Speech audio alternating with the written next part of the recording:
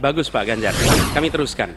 Jadi kami melihat pendidikan tinggi sebagai supplier pembentukan kelas menengah Indonesia. Negara harus menempatkan pendidikan tinggi itu sebagai eskalator sosial ekonomi. Jadi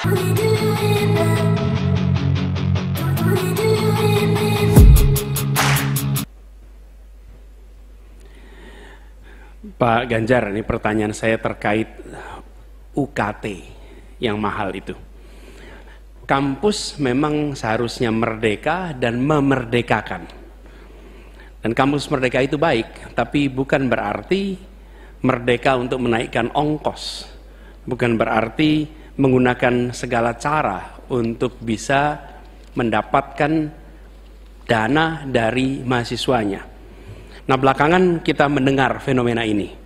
Bahkan ada yang kesulitan membayar UKT sampai harus malah dianjurkan untuk menyelesaikan lewat pinjol. Nah, bagaimana pendapat dan pandangan Pak Ganjar melihat problem pendidikan tinggi di Indonesia ini? Silakan Pak Ganjar. Ya, silakan, waktunya 2 menit Pak Ganjar untuk menjawab. Terima kasih Pak Anies.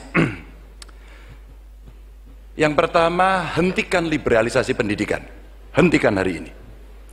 Berikanlah kepada para mahasiswa kita proporsi yang benar. Kenapa Ganjar Mahfud punya program satu keluarga miskin, satu sarjana, agar mereka tidak direpotkan pada persoalan ini.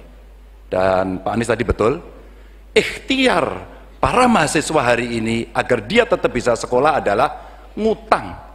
Dan pinjol ternyata menjadi problem, dan saya sepakat, kami diskusi beberapa waktu lalu dengan para mahasiswa di Jogja, ini menjadi cerita utama. Pak Ganjar, apa kemudian yang bisa kita dapatkan ketika kemudian kita harus memacu diri agar nasib kami jauh lebih baik? Karena kami tidak bisa mendapatkan akses yang mudah di situ. Saya ingin mengangkat kembali sebenarnya.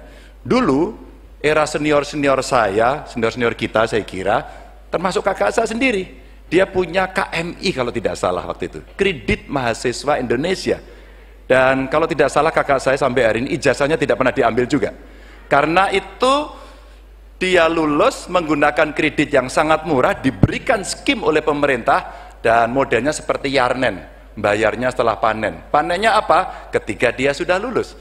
Maka liberalisasi yang mesti dihentikan ini menurut saya mesti juga diimbangi dengan proporsionalitas kepada mana yang mampu dan mana yang kurang mampu. Yang kurang mampu mesti mendapatkan intervensi dari pemerintah, dan tentu saja apa yang mesti dikerjakan oleh perguruan tinggi pun dia harus bisa menunjukkan bahwa UKT ini dengan klaster-klaster pembiayaan seperti ini diperuntukkan untuk kalangan yang memang sesuai dengan strata mereka. Begitu. Cukup? Baik. Saya berikan kesempatan berikutnya untuk Pak Anies menanggapi jawaban dari Capres nomor 3, 1 menit, silakan dimulai dari Anda bicara. Ya, terima kasih, bagus Pak Ganjar. Kami teruskan. Jadi kami melihat pendidikan tinggi sebagai supplier pembentukan kelas menengah Indonesia. Negara harus menempatkan pendidikan tinggi itu sebagai eskalator sosial ekonomi. Jadi kalau cara pandangnya begitu, maka biaya pendidikan tinggi ada 2 penyedianya. Satu orang tua, satu negara. Nah, unsur negara harus lebih besar. Negara ambil alih biaya itu, bukan justru malah dibebankan ke universitas. Supaya apa? Dosen, pimpinan universitas bekerja pada pendidikannya, pengajarannya, penelitiannya, pengabdian masyarakat. Biayanya negara yang masuk. Ini sebagai investasi.